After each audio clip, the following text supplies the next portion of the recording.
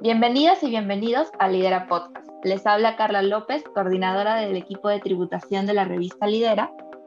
Manuel Bartolo, miembro del equipo de tributación de la revista Líder. En este episodio conversaremos con Cielo Castillo, profesora de pregrado en la Facultad de Contabilidad de la Pontificia Universidad Católica del Perú. Profesora Cielo, buenas tardes. Gracias por aceptar nuestra invitación a participar en nuestro podcast. El día de hoy vamos a hablar de un tema muy importante, la entrada del Decreto Legislativo 1532 sobre la atribución de la condición de sujetos sin capacidad operativa, o también llamado por sus siglas SSCO. Como primera pregunta, en sus palabras, ¿a qué hace referencia sujetos sin capacidad operativa y desde cuándo se hará efectiva dicha condición? Bueno, en principio, muchas gracias por la invitación a ustedes y Lidera Podcast por la oportunidad de estos breves momentos para compartir las últimas disposiciones tributarias. De acuerdo al Decreto Legislativo 1532, publicado el 19 de marzo del 2022, y vigente a partir del próximo año, es decir, a partir del 1 de enero del 2023, el sujeto sin capacidad operativa será el contribuyente a quien la SUNAT le haya atribuido que no tiene los recursos económicos, recursos financieros, recursos materiales, recursos humanos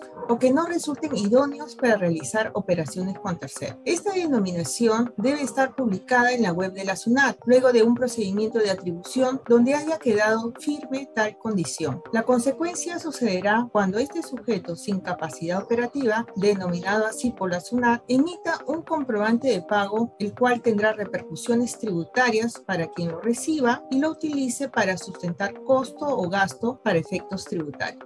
Con relación al SSCO, ¿cuál fue el motivo de atribuirle a una empresa la condición de sujeto sin capacidad operativa? ¿Y cuál es el impacto del proceso de atribución? En principio, para atribuir a una empresa la condición de sujeto sin capacidad operativa es cuando la SUNAT, luego de un procedimiento de atribución de tal condición, haya determinado que esta empresa ha incurrido en no acreditar fehacientemente tener los recursos económicos, financieros, materiales, humanos o que no resulten idóneos para realizar operaciones con terceros. Esta atribución señalada y publicada por la SUNAT identificará a aquellos que emitan comprobantes de pago con índices de evasión tributaria definitivamente, pues no estarían en la capacidad de seguir funcionando como tales y consecuentemente sus comprobantes de pago tampoco serían válidos por su utilización tributaria. Lo explico con un ejemplo sencillo. Una empresa insolvente, pero presta dinero a otra empresa. Vemos que este hecho es totalmente insostenible operativamente hablando y de acuerdo a la norma lo identifica como un sujeto que no tiene los recursos financieros. La SUNAT hará lo propio, luego de un procedimiento de atribución lo identificará, quedará firme y publicará esta condición. Entonces el comprobante de pago emitido por los intereses cobrados tendrá repercusiones tributarias para quien recibió el préstamo, pues no lo podrá utilizar para sustentar esos intereses como costo o deducción como gasto para el impuesto a la renta, ni podrá utilizar el crédito fiscal para lo que se refiere el IGB. Sabiendo esto y considerando lo que nos mencionó anteriormente sobre que si dicho sujeto se encuentra en una situación donde no tiene recursos económicos, financieros, materiales, humanos y otros, y al igual como señala el decreto, no tenga personal para realizar las operaciones en las que se emiten los comprobantes de pago, no tenga activos o estos no resulten idóneos y asimismo no cuente con infraestructura o bienes, acorde con el artículo 4 del mencionado decreto, la SUNAT afirma que para evaluar estas situaciones se deben tomar en cuenta la suficiencia, razonabilidad y proporcionalidad de dichos recursos empleados por el sujeto. Desde su punto de vista, ¿qué implican los términos de idoneidad, suficiencia, razonabilidad y proporcionalidad?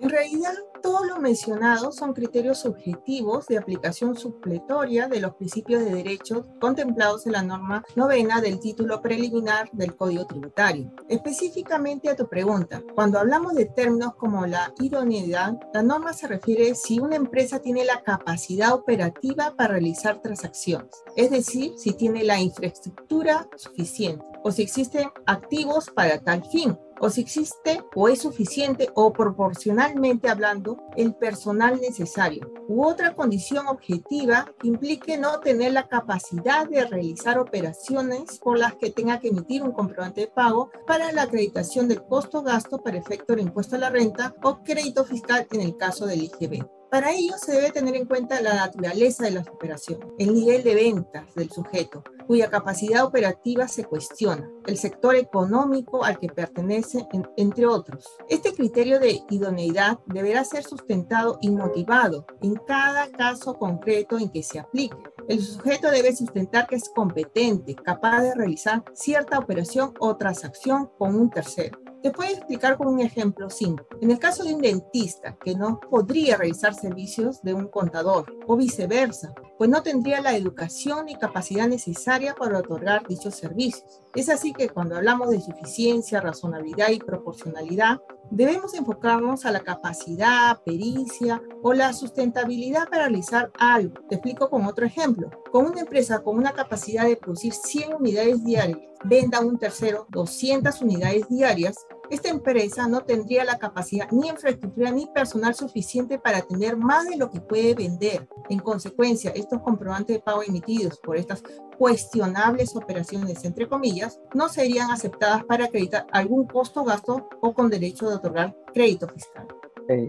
Profesora, en caso de que el sujeto pueda ser atribuido con la condición de sujeto sin capacidad operativa, ¿qué medios probatorios se usan para pretender demostrar lo contrario?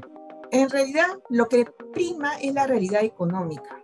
Es decir, si el contribuyente tiene pruebas válidas que sustenten su capacidad operativa para poder realizar una transacción, realizar un servicio, realizar una venta, será considerado para no catalogarlo como sujeto sin capacidad operativa. Pero en la medida que sean fehacientes, que acredite con documentos legales, que sustente que se encuentre en la capacidad de realizarlo. En el procedimiento de atribución contemplado en la norma citada, la SUNAT, luego de un proceso de análisis de las diferentes fuentes de información con terceros, activará sus indicadores de evasión y identificará aquellos contribuyentes que tengan indicios potenciales de ser considerados como sujetos sin capacidad operativa. De ese modo, iniciará una verificación a estos sujetos y les dará la oportunidad de sustentar lo contrario. Y si no lo acreditan fehacientemente, será oficialmente atribuido como la condición de sujeto sin capacidad operativa. He de señalar que esta atribución puede ser sujeto a reclamación o apelación, que de quedar firme, será publicada esta condición en la web de la SUNAT y en el Diario Oficial del Peruano, en el último día del mes que fueron emitidas las resoluciones de atribución.